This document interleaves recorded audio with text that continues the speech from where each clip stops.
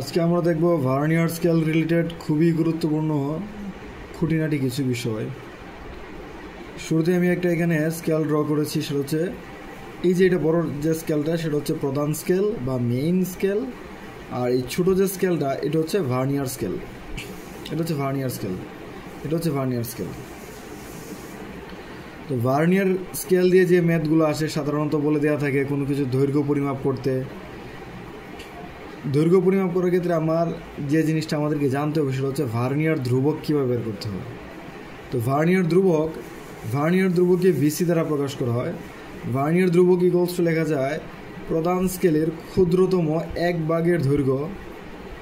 প্রধান স্কেলের ক্ষুদ্রতম এক ভাগের দৈর্ঘ্য এটাকে সাধারণত অনেক সময় এস দ্বারা প্রকাশ করা হয়, ডিভাইডেড বাই ভার্নিয়ার স্কেলের ভাগ সংখ্যা এন।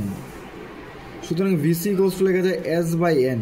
এস হচ্ছে প্রধান স্কেলের ক্ষুদ্রতম এক ভাগের দৈর্ঘ্য আর এন হচ্ছে ভার্নিয়ারের ভাগ সংখ্যা। এক ভাগের দৈর্ঘ্য বলতে বোঝাচ্ছে এই যে একটা দাগ থেকে আরেকটা দাগ, প্রধান স্কেলের এই যে এতটুকু ডিস্টেন্স, এই ডিস্টেন্সটা এটা কতটুকু, এই দূরত্বটুকু। এটা যে একটা সেন্টিমিটার স্কেল হয় তাহলে এই যে দূরত্বটুকু সাধারণত এটা হচ্ছে 1 মিলিমিটার। এই দূরত্বটুকু কত? 1 মিলিমিটার। তার মানে ভার্নিয়ার স্কেলের ক্ষুদ্রতম এই এক ভাগের দৈর্ঘ্য, যে কোনো এক ভাগের দৈর্ঘ্য কত হবে? 1 মিলিমিটার হবে। সেই S equals to 1 millimetre divided by vernier স্কেলের ভাগ সংখ্যা। এই যে ভার্নিয়ার স্কেলের ভাগ সংখ্যা কয়টা? 1, 2, 10, 3, 4, 5, 10টা যদি ভাগ সংখ্যা থাকে তাহলে আমরা 10 দ্বারা ভাগ দিব। এ হচ্ছে ভার্নিয়ার স্কেলের ভাগ সংখ্যা 10। তো 1 মিলিমিটার বাই 10 মানে হচ্ছে 0.1 মিলিমিটার। এটাতে আমরা ইজিলি ম্যাথ করতে পারি, কিন্তু অনেক সময় দেখা যায় ভার্নিয়ার ধ্রুবক বের করতে হলে মাঝে মাঝে এই সূত্রটা অ্যাপ্লাই করতে হয় আমাদেরকে। ভার্নিয়ার ধ্রুবক ভিসি ইকুয়ালস টু 1 মাইনাস প্রধান স্কেলের ভাগ সংখ্যা ডিভাইডেড বাই ভার্নিয়ার স্কেলের ভাগ সংখ্যা। এটা একটু আমি ব্যাখ্যা করি। এই ব্যাপারটা হচ্ছে অ্যাকচুয়ালি অনেক সময় ভার্নিয়ারের 10 ভাগ প্রধান স্কেলের 9 ভাগ সমান হয়। অনেক সময় প্রশ্নে লেখা থাকে যে ভার্নিয়ারের 10 ভাগ যদি প্রধান স্কেলের 9 ভাগের সমান হয় তাহলে ভার্নিয়ার ধ্রুবক কত হবে। সূত্রটা আমরা কীভাবে অ্যাপ্লাই করবো? ভিসি ইকুয়ালস টু 1 মাইনাস 9/10, মানে 9 হচ্ছে উপরে হবে প্রধান স্কেলের ভাগ সংখ্যা আর নিচে হবে ভার্নিয়ার স্কেলের ভাগ সংখ্যা। যদি প্রধান স্কেলের 9 ভাগ ভার্নিয়ারের 10 ভাগের সমান হয় তাহলে লিখতে পারি 9/10, 1 মাইনাস 9/10। অ্যাকচুয়ালি এই যে এই ওয়ানটা কোত্থেকে আসে? এই ওয়ানটা আসে হচ্ছে, এই ওয়ানটা সাধারণত প্রধান স্কেলের ক্ষুদ্রতম এক ভাগের দৈর্ঘ্য। এই ওয়ানটা হচ্ছে প্রধান স্কেলের ক্ষুদ্রতম এক ভাগের দৈর্ঘ্য।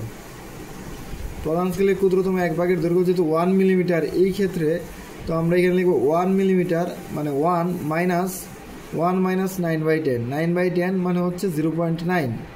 সুতরাং আমরা লিখতে পারি 1 মাইনাস 0.9 হচ্ছে 0.1 মিলিমিটার। এইভাবে আমরা ভার্নিয়ার ধ্রুবক বের করতে পারি। এই ভার্নিয়ার ধ্রুবককে কাজে লাগিয়ে আমরা খুব সহজেই যে কোনো কিছুর দৈর্ঘ্য পরিমাপ করতে পারবি। দৈর্ঘ্য এল ইকুয়ালস টু কোনো কিছুর দৈর্ঘ্য L equals to M plus V into VC.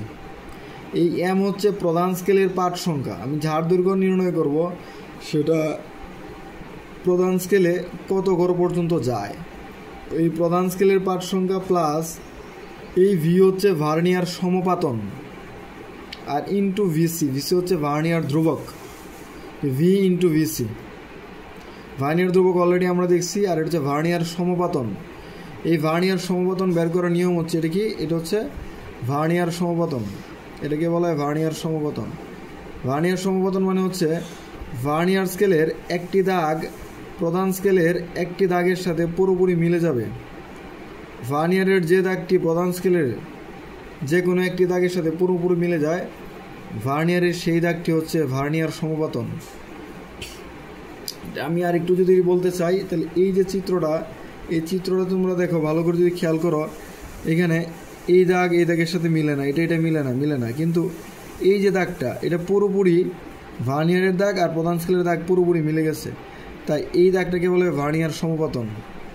এটা কত নাম্বার দাগ আমরা হিসাব করে লেখা থাকবে 1 2 3 4 5 6, এটা হচ্ছে 6 নাম্বার দাগ।